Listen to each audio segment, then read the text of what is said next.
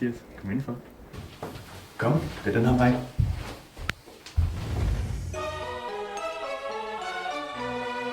Welcome to the candy shop. Jo, var I der? Nå, når jeg ikke er med i Dagens Mand, så går jeg på Munkensdam Gymnasium. Men i min fritid,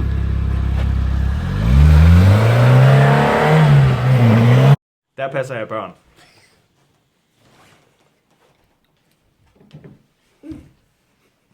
Selvom jeg har en stille og rolig hverdag, så går jeg selvfølgelig i byen 7-8 dage i ugen.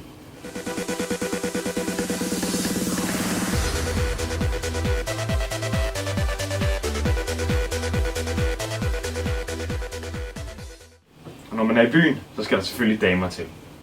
Mor, må du med i byen? Nej, jeg skal på date med Malte!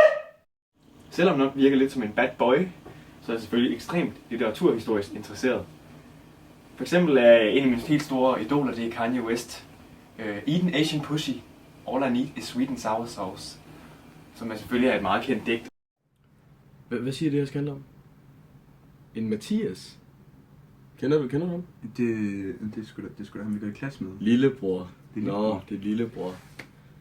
Ja, altså, ja, han er vel, han er vel en af vores venner eller sådan noget, det ved jeg ikke. Ja, det ved jeg ikke i hvert fald. For ham er vi nok hans bedste venner, tror jeg. Ja, han er en, der har det svært, skal vi ikke sige det sådan? Der er noget potens. Han er i hvert fald udfordret. Ja, han kæmper, men som man selv altid siger, det handler ikke om, hvor stor din båd er, men hvor hårdt du padler.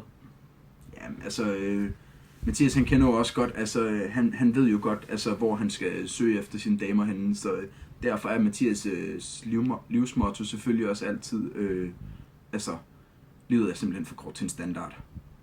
Det kan man også godt se på, hvad han hiver med hjem. Men god mand, god guttermand, det er han da. Det ved jeg faktisk ikke, om han er. Ja, Jeg tror, jeg mødte ham. Snakker sjovt. Hej. Så hvis du er til blid SM og spanking, så skal du tage med mig på camping. Jeg glemte selvfølgelig lige at sige noget. Hans mor, prima snack.